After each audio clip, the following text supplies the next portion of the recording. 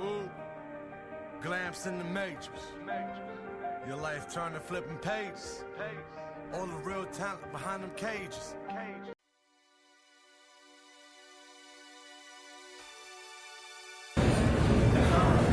Yeah.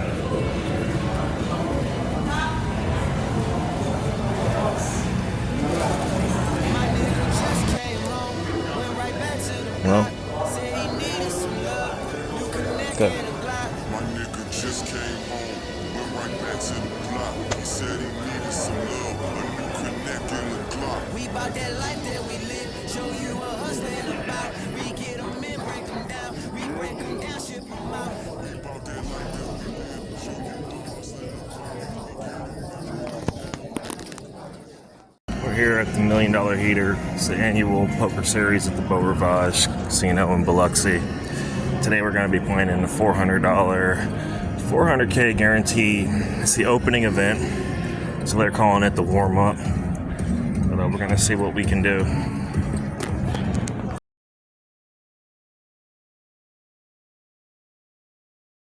So we sat down at a pretty easy table. We're pretty much running it. Awesome table, loving it. No bluffs. A lot of easy folds. Everybody's playing pretty tight. Maybe one pro next to me trying to Instagram while he's playing. But a few double ups. Doing pretty good. Haven't lost a big pot yet. Definitely trending in the right direction. So we got moved tables. So I got moved from the easy table to a newer table I'm not really too fond of, but I've won 3 out of 3 hands there so far, and now we're on our first break. Big time double up right before the second break starts. Still at the same table. I've got moved yet. Very light table. I'd rather just stay here. But I had to make an all-in push with queens, or a big stack. It was obviously an over push, but I could see that he wasn't strong when he made the push. So we were able to hold with the queens, which is shocking. And now we have a decent stack, about 200 players left. I think that there's about 40 players that get to go to day 2 out of this flight, and they all make the money. So we're just gonna play tight, try to grind it out slowly, and survive until we get to the money. Had a good first orbit, won most of the hands in my first orbit. Then folded pocket deuces pre-flop, flopped the set, and I think I would have lost that hand too.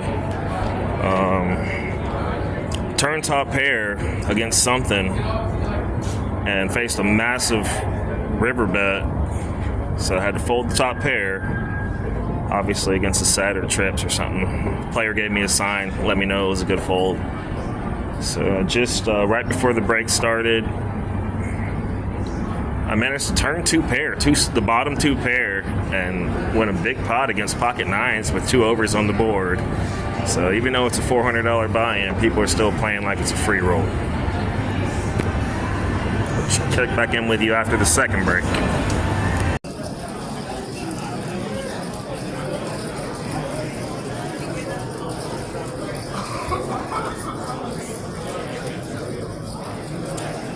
So we're on break number 4, I think. Blinds when I left were 1,000, 1,500. I got about 70,000 left.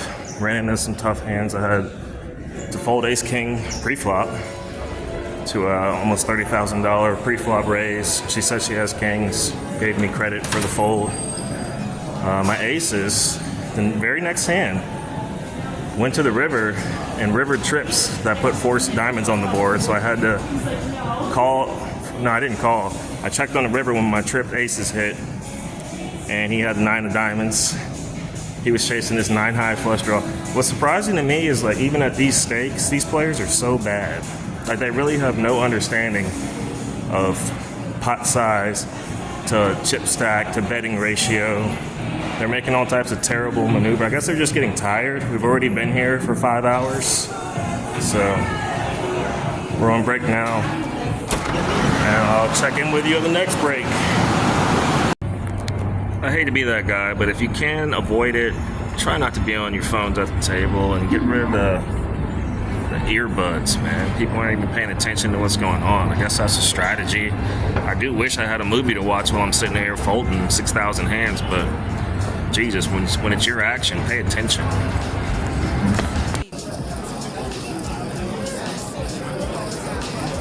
So we're down to under 60 players, 46 players make the money and get to go on to day 2.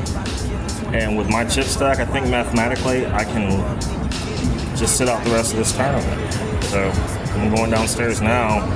I'll come back and check in about 20 minutes. I don't see myself losing over 100,000 20 minutes when the blinds are 3,000 and 6,000. So.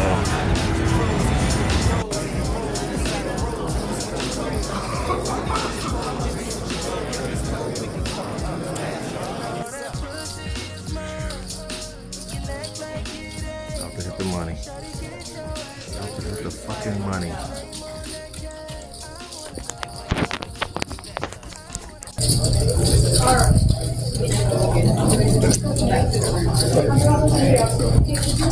Much better.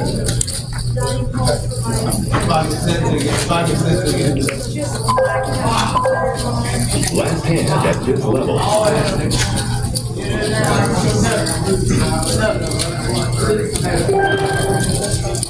End of round. Yeah, I knew exactly what I had. I was like, yeah. Exactly what I had. Footage.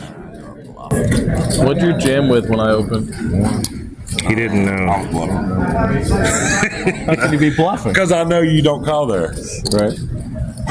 So we're back for day 2 of the weekday warm-up. First event in the $1 million heater here at the Beau Rivage Casino in Biloxi. Already locked up around 1,000 for the min cash. But we're gonna see if we can run deep, try to make some big laydowns, fold ace racks pre-flop. Don't get committed to hands. Don't chase any draws. We're already in the money, so it's not worth trying to do a dick measuring contest so you can win a big pot. And I'll check back in with you guys at the break. So we're out of the weekday warm-up event 1 of the 2025 $1 million heater for a whopping $630. It's a min cash. Surprisingly, it was only a $20 profit. I expected it to be at least double the buy-in. And we're gonna reload and get ready for the mystery bounty. See how that goes. And then we might play 2 more events in this series. See if we can catch a couple more cashes. But I was pretty disappointed in my play. River trips with the ace kicker. Put my opponent on 10 as well. And he actually rivered a small flush, even with the board paired. He pushed all in, which was a major overbet. So it's really my fault for calling. I could have folded the trips with the ace kicker and still had a substantial stack. But instead, I made a loose, lazy call. So next tournament, we're gonna do a mental note. Make sure and monitor your bet size to pot ratio, and on an all-in push, see how much you'd be left with, man, because you don't want to just make these decisions based on what you think your opponent has. You got to let them have it sometimes. Let them bluff you. So we're going to rest up and reload and get ready for the next event. We're probably going to wait and play the one-day events. Kind of exhausted from this shit today, so...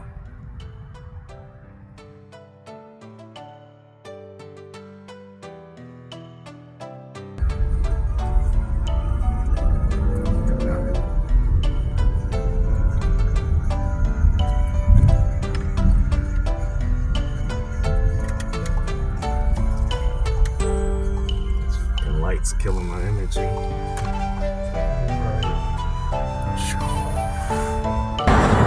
So we're here, Mrs. Thai Ramen and Thai cuisine. Since 2022. Been here since 2022 in the heart of Gulfport, Mississippi. So this light's really messing up my video. We're gonna go inside and get this checked out. It's got a good home style Thai menu. Like grandma cooking. Like grandma's cooking.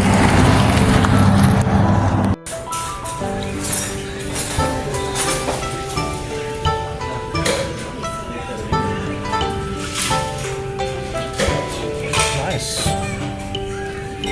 Nice casual dining experience. See? They got nooses behind you. Best quality for editing. I want somebody to see me and be like, why the hell are you filming me?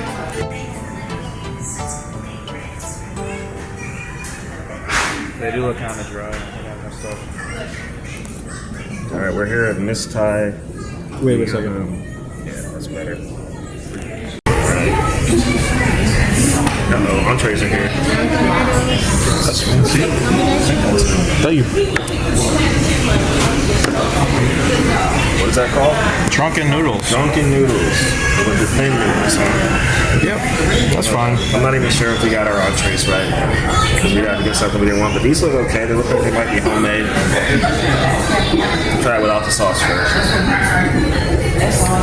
The wrap is good. It's delicious. It's really good. Dang. So what's the score? Well, I'm starving, as usual. Thank you. We got our ramen bowl. Has an egg in it. Maybe I got the last egg. But this sauce looks really good. I'm gonna try this chicken wing. They look extremely dry. I think the dip it in the sauce. I'll try the wing by itself first. Texture looks good. Looks like a healthy piece of meat. Good Asian style chicken wings. Always have more flavor and seasoning in them. Try it in the sauce on this side. Definitely well done. Chicken, that's fine with me. Good chicken wing. Dang. I'm gonna have to try some of this food. I'm hungry. I'll give it a 7. What about that dumpling? These dumplings are awesome. You can try one. This wing's crispy. Cooked well. Cooked well. A lot of batter. This chili sauce is good. I'm gonna give this 7.2. It's good wings though. Pretty good wings. You know, the Asian style wings tend to taste a little different. I'll try this drunken noodle. First time. Drunken noodle. Looks like we got some broccoli, some carrots. A lot of flavor, seasoning.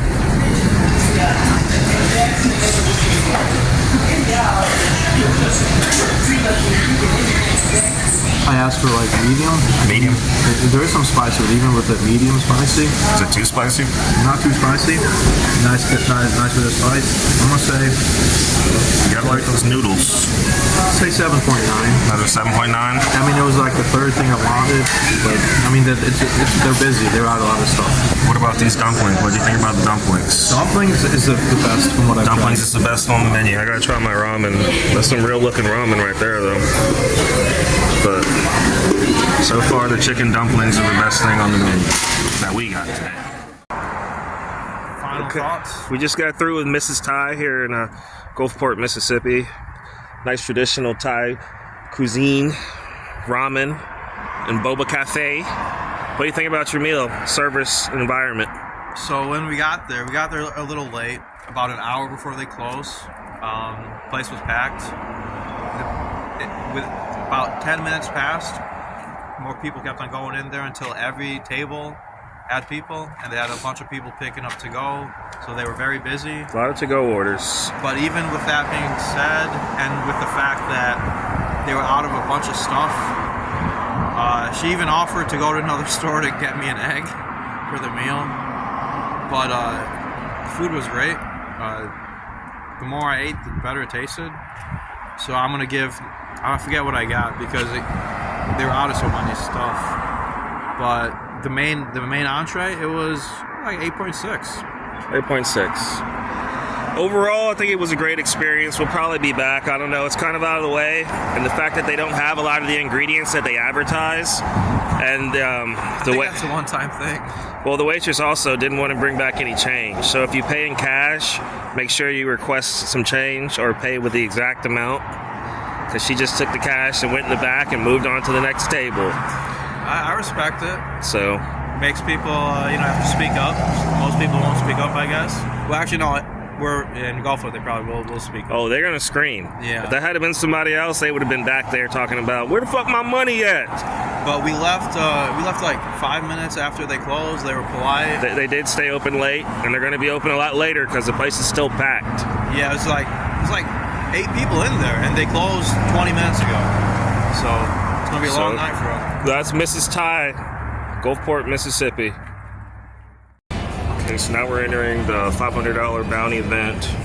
Strategy is just kind of play tight, let everybody get short stacked. You can't really hit any bounties when everybody's got big chips. So try not to get involved in too many big hands.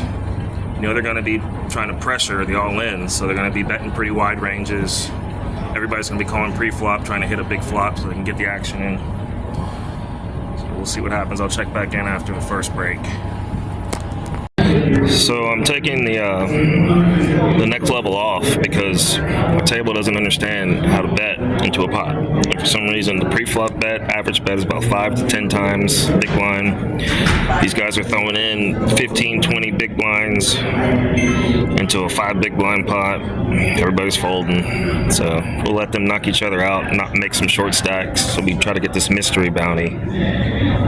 But for the most part, it's pretty boring game. I can't even get a beer. Waitress ain't coming around. So I'm going downstairs. Got about 60 big blinds. Actually, way more than that, but at least. And we're out of the $500 mystery bounty tournament at the Beau Rivage $1 Million Heater. Went out with pocket kings. Made an overcall. Thought he might have been bluffing. Playing next to this so-called poker coach who showed me while he was playing that he was nowhere near a poker coach by his pay. But something I forgot was that in these $1 million guaranteed events, people bring rebuys. And that would explain why they've been playing the way they've been playing.